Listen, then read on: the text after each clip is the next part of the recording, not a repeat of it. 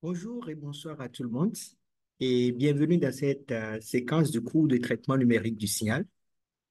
Cette séquence est intitulée Représentation des signaux. Je suis Patrick Sotenjo, je suis enseignant-chercheur à l'Université nationale des sciences, technologies, ingénierie et mathématiques du Bénin.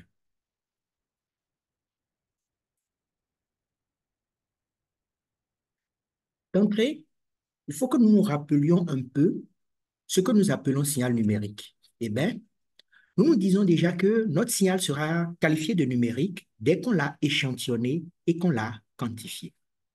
Regardez un peu au niveau de cette illustration qui se retrouve à ma gauche. Eh bien, nous constatons que ici, nous avons notre signal en ordonnée et en abscisse, nous avons le temps. Les échantillons sont pris à quel temps? À des temps qui sont des multiples de la période d'échantillonnage que nous appelons TE.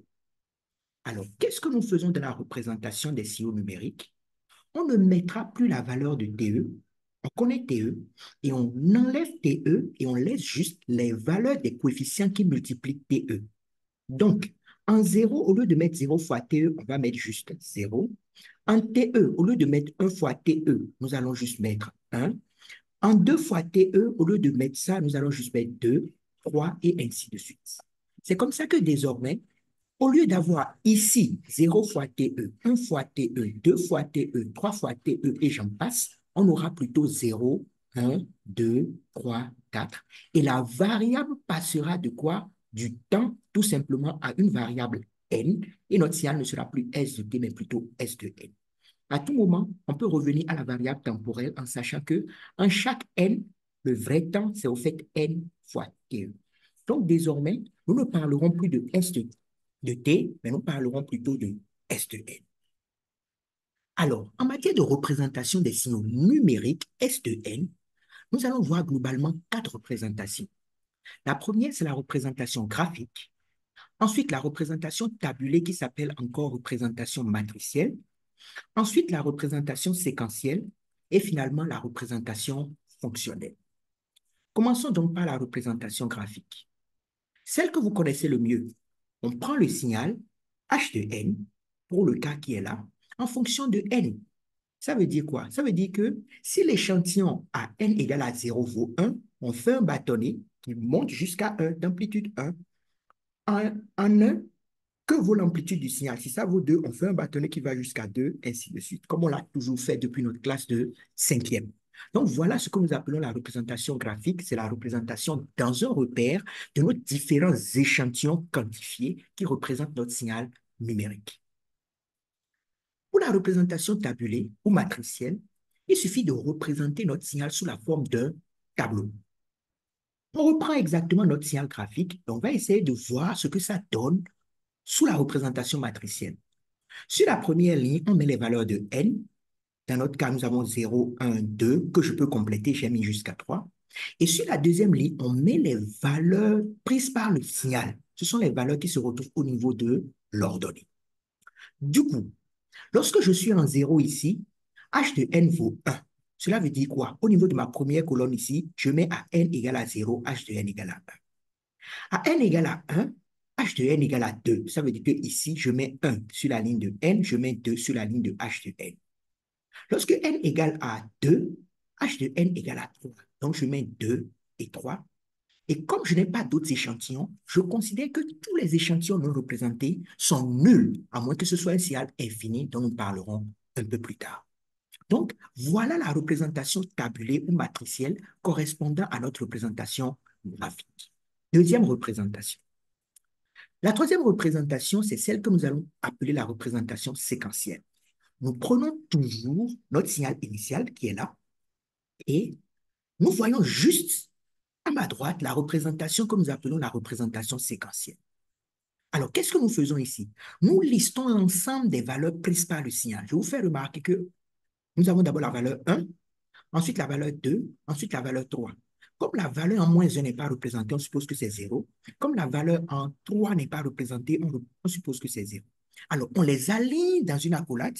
Donc, 1, 2, 3. Et qu'est-ce que je fais? Je souligne la valeur du signal lorsque n égale à 0. Ça veut dire quoi?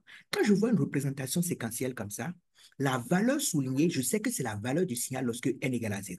Ça veut dire que la valeur qui va suivre immédiatement cette valeur signal soulignée à droite sera quoi? Sera tout simplement la valeur lorsque n égale à 1, n égale à 2, n égale à 3. Et quand je vais vers la gauche, n égale à moins 1, n égale à moins 2 si j'ai d'autres valeurs.